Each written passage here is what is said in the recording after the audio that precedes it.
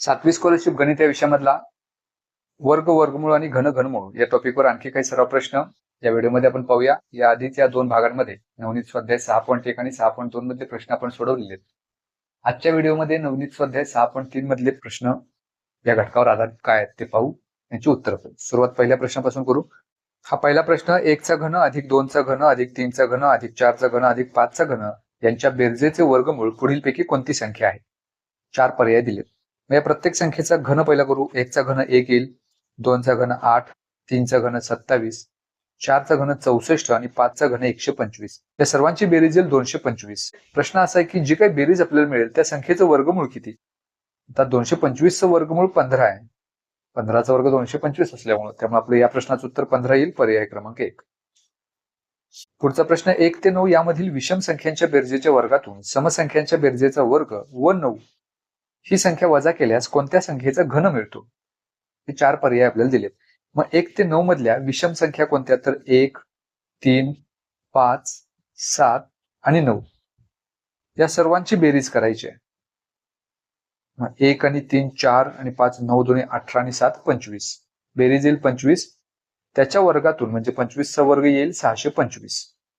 समसंख्यांच्या बेरजेचा वर्ग, मग समसंख्या 2, 4, 6 आणि 8 या सर्वांची बेरीज करू. 6 आणि 4 10, 10 आणि 10 20. त्याचाही वर्ग करू, तो येईल 400. आता विषम संख्यांच्या बेरजेचा वर्ग 625 याच्यातून वजा काय करायचंय? तर समसंख्यांच्या बेरजेचा वर्ग म्हणजे 400 आणि 9 पण वजा करायचा आहे. मग 625 वजा 400 उत्तर 225 मिळेल आणि 225 वजा 9 उत्तर येईल 216. आता प्रश्न असा आहे, ही जी संख्या आपल्याला उत्तर मिळाली 216 कोणत्या संख्येचा घन आहे? तर 216 घन आहे 6चा. त्यामुळे आपलं उत्तर आहे 6, जे पर्याय क्रमांक 2 मध्ये आपल्याला दिले. या प्रश्नाचं उत्तर पर्याय क्रमांक 2. पुढचा प्रश्न 1 ते 5 पर्यंतच्या नैसर्गिक संख्यांच्या बेरजेचा घन व या संख्यांच्या विरुद्ध संख्येच्या बेरजेचा घन यातील फरक किती?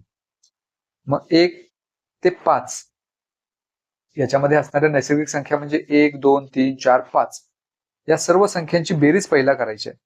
1 अधिक 2 अधिक 3 अधिक 4 अधिक 5.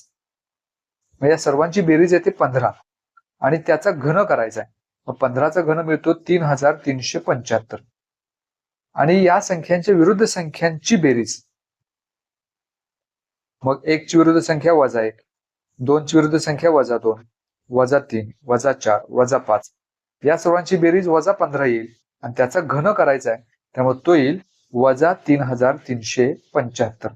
तर या दोन्हीतला फरक पाहिजे, म्हणजे 3375 मधून वजा 3375 वजा करायचे, त्यामुळे ते कंसात घेऊया. म्हणजे मग 3375 हे वजा वजा अधिक होतील 3375. या दोन्हीची बेरीज येईल 6750, जे आपल्याला पर्याय क्रमांक 2 मध्ये दिले. त्यामुळे या प्रश्नाचं उत्तर पर्याय क्रमांक 2. पुढचा प्रश्न 729 व 64 या संख्यांच्या घनमुळांच्या वर्गमुळांची बेरीज किती? 729 त्याचं घनमूळ 9, 64 त्याचं घनमूळ 4. आता पुन्हा यांच्या वर्गमुळांची बेरीज करायची. मग 9चं वर्गमूळ 3 आणि 4चं वर्गमूळ 2 यांची बेरीज केली तर ते उत्तर येईल 5, जे आपल्याला पर्याय क्रमांक 3 मध्ये दिले. त्यामुळे या प्रश्नाचं उत्तर पर्याय क्रमांक 3. पुढचा प्रश्न आहे वजा 4913 या संख्येचे घनमूळ किती? ऋणचिन्ह हे थोडा वेळ बाजूला ठेवू आणि 4913 या संख्येचं घनमूळ आपण काढूया. मग या संख्येचं घनमूळ येईल 17, कारण 17 ही मुळात मूळ संख्या आहे. मग 17 गुणिले 17 गुणिले 17 हा गुणाकार केला तर 4913 मिळतो. पण ही संख्या ऋण असल्यामुळं त्याचं घनमूळ सुद्धा ऋण असणार, म्हणजे वजा 17, पर्याय क्रमांक 1. पुढचा प्रश्न 36च्या पुढील 15व्या विषम संख्येचा घन पुढीलपैकी कोणता?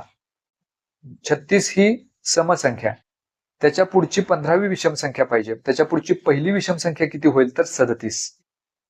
ही पहिली विषम संख्या मिळाली. 15वी विषम संख्या शोधायची, त्यातली पहिली संख्या आपल्याला मिळाली, पहिली विषम संख्या.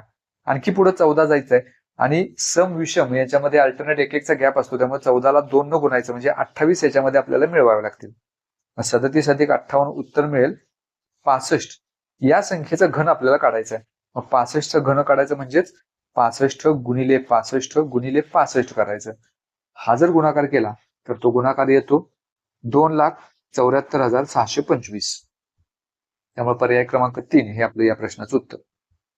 पुढचा प्रश्न आहे 11 ते 20 पर्यंतच्या नैसर्गिक संख्यांच्या बेरजेच्या घनातून 1 ते 10 पर्यंतच्या नैसर्गिक संख्येच्या बेरजेचा घन वजा केल्यास मिळणारी संख्या कोणती?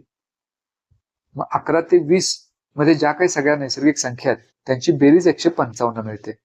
आता याचा घन करायचा वजा 1 ते 10 पर्यंतच्या नैसर्गिक संख्येच्या बेरजेचा घन वजा करायचा. मग 1 ते 10 पर्यंतच्या नैसर्गिक संख्या आहेत त्यांची बेरीज येते 55, त्याचाही घन करायचा आहे आणि या दोन्हीतला काढायचा आहे फरक.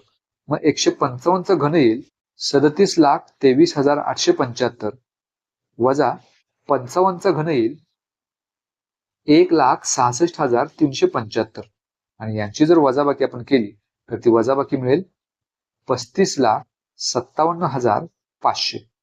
हे आपलं उत्तर पर्याय क्रमांक 1 मध्ये दिले. त्यामुळे या प्रश्नाचं उत्तर पर्याय क्रमांक 1. पुढचा प्रश्न 216 व 512 या संख्यांच्या घनमुळांच्या लसावी व मसावीची जोडी पुढीलपैकी कोणती? तर यांचा घनमूळ काढायचा आहे. 216 6 या संख्येचा घन आहे त्यामुळे 216चं घनमूळ 6 आणि 512चं घनमूळ 8. 6 व 8 यांचा मसावी आणि लसावी काढायचा आहे. मसावी तर यांचा 2च असणार आहे कारण अशी मोठ्यात मोठी संख्या ज्या संख्येच्या पाड्यामध्ये या दोन्ही संख्या येतील ती 2 आहे आणि या दोन्हींचा लसावी 24 येईल. अशी लहानात लहान संख्या जी या दोन्ही संख्यांच्या पाड्यात असेल ती 24. त्यामुळे उत्तर आपलं येईल 24 व 2 कारण लसावी पहिल्यांदा पाहिजे तो 24 आणि मसावी 2. हे आपलं उत्तर पर्याय क्रमांक 4 मध्ये दिले. त्यामुळे या प्रश्नाचं उत्तर पर्याय क्रमांक 4. पुढचा प्रश्न 13 व 7 यांचा गुणाकार हा कोणत्या दोन संख्यांच्या घनांची बेरीज आहे? मग 13 आणि 7 यांचा पहिला गुणाकार करूया. 13 गुणिले 7 91. आता दिलेले 4 पर्यायापैकी प्रत्येक पर्यायात जी जोडी दिलेली आहे त्या जोडीचा घन करून त्यांची बेरीज करू. 5चा घन 125, 125 अधिक 8 91 काय मिळत नाही. दुसरा पर्याय 3चा घन 27, 4चा घन 64 यांची बेरीज 91 मिळेल. त्यामुळे पर्याय क्रमांक 2 हे आपलं या प्रश्नाचं उत्तर.